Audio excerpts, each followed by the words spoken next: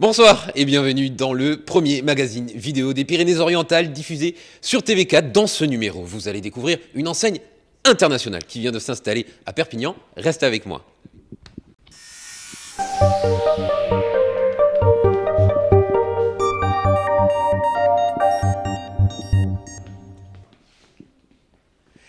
Et nous sommes chez Veneta Cucine. Il dépoussière les cuisines ici à Perpignan. Jonathan, Frédéric, bonsoir. J'ai juste? Oui. C'est bon, on est bon. M'excusez, je me suis mis sur mon 31, j'aurais peut-être dû vous prévenir, ça dénote un petit peu. Alors, on va commencer. Donc, vous êtes bien sûr les gérants, tous les deux, de cette enseigne ici à Perpignan. Comment vous vous êtes rencontrés? On va parler un petit peu comme ça, émotion déjà dès le début. Alors, on s'est rencontrés il y a 3 ans. Donc, moi, j'ai fait 6 ans de cuisine chez un confrère. Et j'ai arrêté, je suis passé dans l'immobilier. Et c'est comme ça qu'on s'est rencontrés avec Jonathan. Voilà. Et le courant est passé assez rapidement. On a trouvé beaucoup d'affinités. Et on avait un projet commun ensemble. C'était de monter une entreprise commune. Et moi, ça me paraissait tout naturel en fait de revenir dans le monde de la cuisine équipée. Alors c'est un mélange, on va dire, de passion pour le commerce qui est partagé, de passion pour la cuisine de ton côté. Toi, tu découvres un petit peu ce monde de la cuisine. Alors oui, en fait pour moi c'est totalement un nouveau challenge.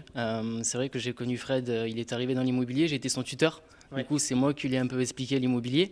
Et c'est vrai que souvent quand on faisait des visites avec Fred dans les maisons, les appartements, il était assez émoustillé quand il voyait une cuisine. Et donc en fait il m'a donné cet effet-là, moi, à découvrir et justement à aimer la cuisine. Donc en fait c'est tout simplement que je me suis lancé ce défi-là. Et voilà, partir sur un nouveau partenariat avec Fred. C'est vrai qu'il y a un côté très érotique dans une cuisine. Moi, ça m'a toujours émoustillé. Je rentre dans une maison, je vois une cuisine, ça donne envie, c'est vrai. Parlons bien, Veneta Cucine, il faut le dire à l'italienne. C'est une belle maison, il faut le dire. C'est peut-être pas très connu encore ici aujourd'hui. Pourtant, c'est une entreprise familiale, mais internationale. Tu m'en dis plus? Alors, Veneta Cucine, c'est numéro 1 en Italie depuis 1967. On est arrivé en France en 1991. Maintenant, on est à peu près une 40aine de magasins. On propose des produits qui sont vraiment, vraiment différenciants. Déjà, la qualité italienne, le design. On a des qualités des épaisseurs de façade qui sont en 22 mm. On a plus de 300 couleurs disponibles. Voilà, on a nos 5 usines de production qui sont à Venise. Et c'est pour ça, Veneta Cucine, pour cuisine vénitienne. Voilà, c'est une entreprise qui au départ était familiale et qui a su grandir à l'international et qui est devenue un véritable réseau. Voilà, et c'est la raison aussi pour laquelle on a voulu rejoindre ce réseau, pour proposer des produits différenciants, pour proposer des produits italiens de qualité et qui soient accessibles à tous. Alors parce qu'effectivement, ça a été un petit peu ma question en préparant cette émission. Un nouveau cuisiniste, comment vont-ils se différencier par rapport aux autres, ce qu'on connaît? Ce qu'on comprend en venant ici, c'est qu'effectivement, c'est avant tout la qualité du produit, le fait qu'on va acheter une cuisine qui va durer un petit moment, qu'on ne va pas avoir de soucis avec les pièces, et surtout avec ces charnières, c'est le mot qui est ressorti. Pourquoi ces charnières, c'est si important? Alors en fait, il faut savoir que les charnières et les coulissants de la marque Veneta sont de qualité allemande, donc c'est la marque Blum, sachant que la marque Blum a plusieurs catégories dans ses charnières et les coulissants, et Veneta lui propose directement le modèle Legrabox qui permet d'avoir justement des charnières et des coulissants qui vont durer dans le temps, et donc du coup ne gêner aucun souci à nos futurs clients. Et ça, faut dire que les tiroirs et les portes de placard, on les ouvre, on les ferme, on les ouvre, on les ferme. Donc c'est quand même un gage de qualité de savoir que la charnière, elle ne va pas foirer au bout de 2 mois. Donc c'est déjà pas mal. Exactement. Tout nouveau ce magasin, ça sent le neuf. Ça a ouvert il y a à peine 2 mois. C'est ça, et le 1er août. Une belle inauguration, il me semble. Oui, donc l'inauguration a eu lieu jeudi dernier. On était très contents. Beaucoup de personnes sont venues à cette inauguration. Nos amis, nos partenaires financiers, commerciaux. Ça a été une belle réussite. On était vraiment émus de voir tout ce monde, de voir le parcours et le résultat. Voilà. Et on est motivés comme jamais pour servir nos clients comme il faut et pour faire du bon travail et pour étendre notre notoriété. On va se retrouver en toute fin d'émission parce qu'on a encore des choses à aborder, notamment au niveau de la gamme. Et du reste, on va retrouver tout de suite nos invités de cette semaine et on va parler réalité virtuelle. Mais pas forcément pour du ludique. Vous allez voir ça, c'est tout de suite avec nos invités du jour.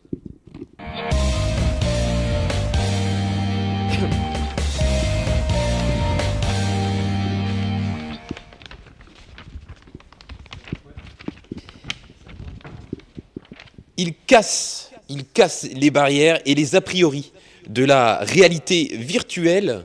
Voici Clément, voici Julien qui nous présente leur entreprise Vitizy. C'est bien ça? Oui, c'est bien ça, Loïc. Donc, nous sommes les deux cofondateurs de la société Vitizy.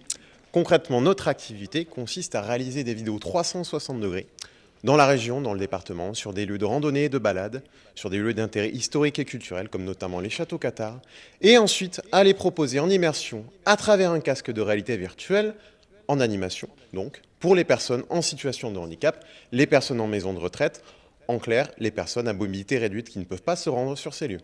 Donc au final, vous détournez l'utilisation un petit peu première de cette réalité virtuelle qui est de l'amusement, voilà, à la maison, jeux vidéo très ludiques, pour le mettre au profit des personnes à mobilité réduite ou qui ne peuvent justement même pas du tout se déplacer, donc des EHPAD par exemple. C'est exactement ça. L'idée, c'est de partir donc d'un concept et puis de l'apporter dans un secteur où finalement il y en a le plus besoin.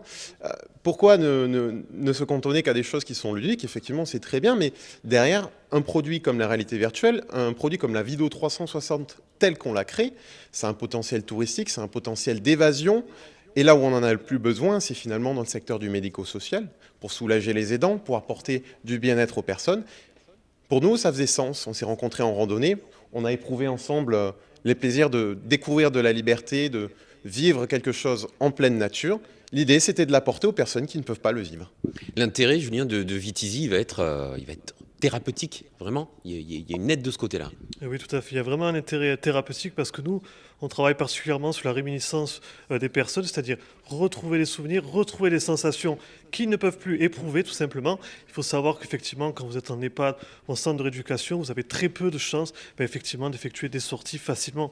Il y a tout un coût, il y a tout l'aspect sécuritaire pour les établissements qui est très dur à prendre en compte. Donc nous, on arrive avec cette solution et effectivement, à terme, le but, c'est de réduire aussi les médicaments, travailler sur l'anxiété, un petit peu aussi tout ce qui va être état de dépression, parce que vous voyez des choses comme si vous étiez dehors, comme si vous effectuez vous-même la randonnée. Donc il y a ce plaisir-là, ce plaisir en fait de ressortir, même quand vous êtes dans un EHPAD, dans un centre de rééducation. Et effectivement, ça travaille sur le mental. Et donc si le mental va bien, le physique va aussi bien lui aussi. C'est un bol d'air pour ces personnes. C'est de l'évasion sans même bouger. C'est hyper béni. Comment ces personnes, qui peuvent avoir, si j'ai bien compris, jusqu'à 103 ans parfois, accueille cette technologie qui peut être quand même relativement déroutante?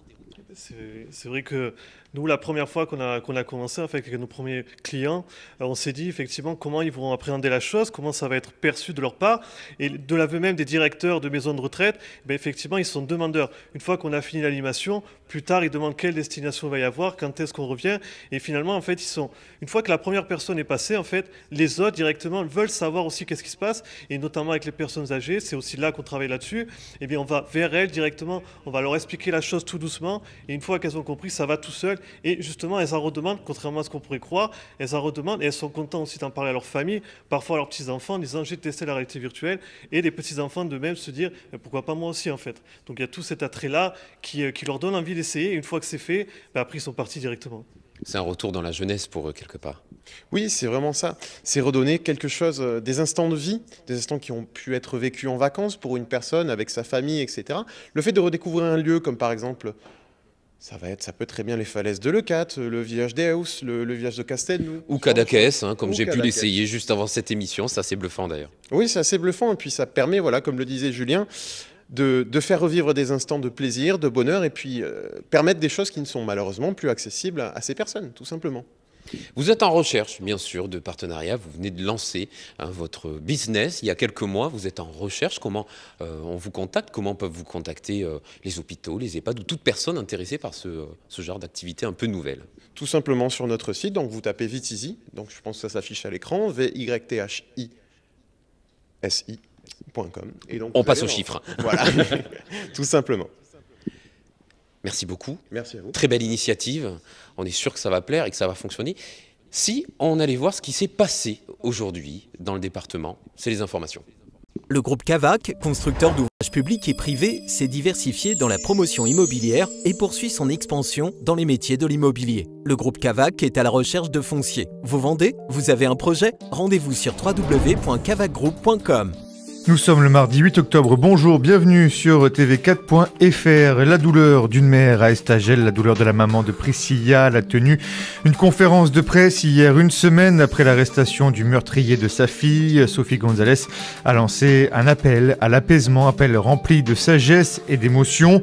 Elle a une pensée pour ce garçon d'à peu près le même âge que sa fille, retrouvée morte il y a 3 mois dans ce cimetière d'Estagel. Elle avoue ne pas savoir si la prison est vraiment adaptée pour lui et réclame plutôt des soins pour ce garçon, dit-elle, qui n'a pas encore le visage d'un homme.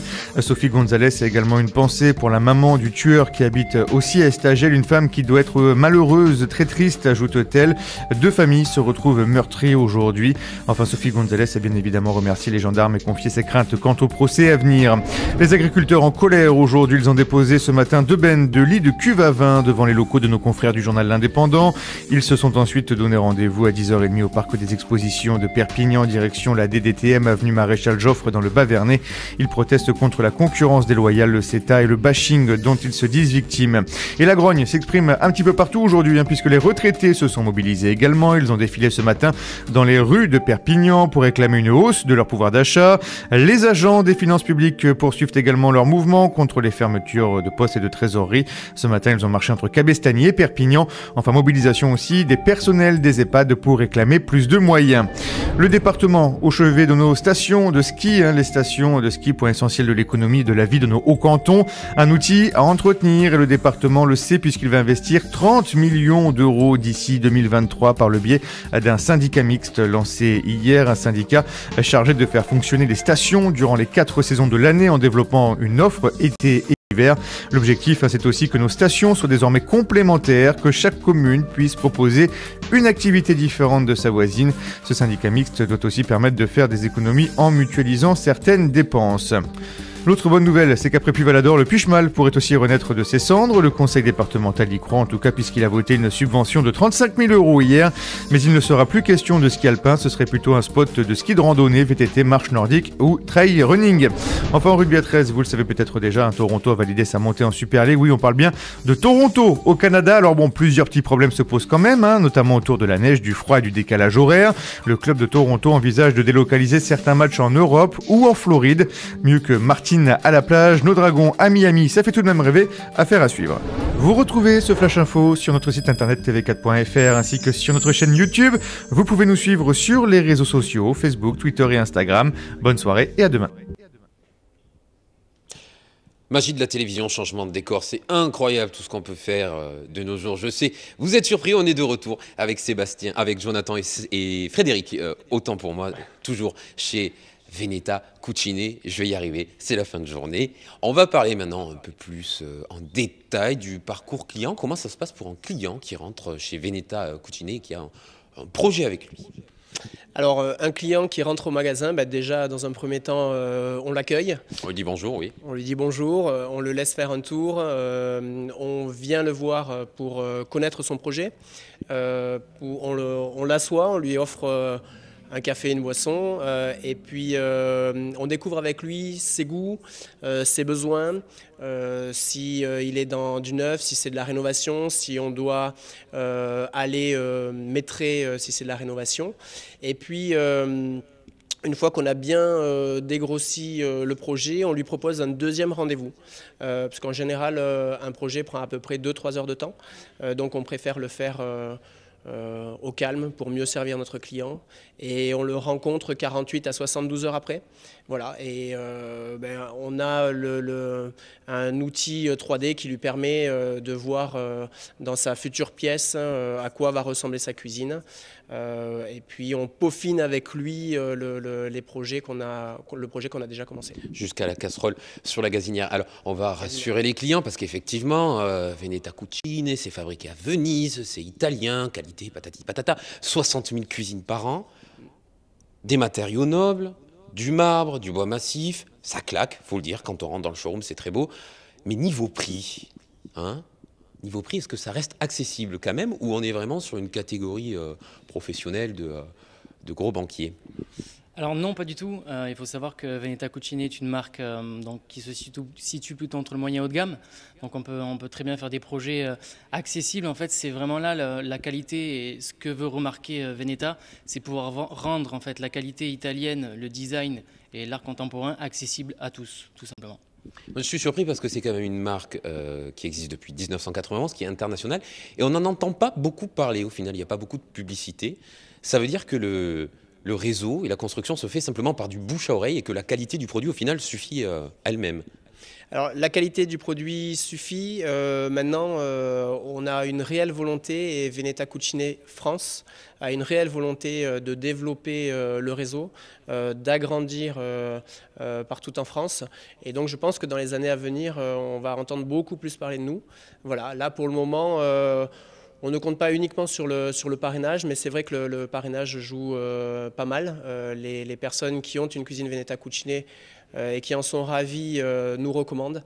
Voilà, on compte là-dessus, mais dans les années à venir, ça va être au-delà de ça, et ça va être une progression qui sera beaucoup plus intéressante.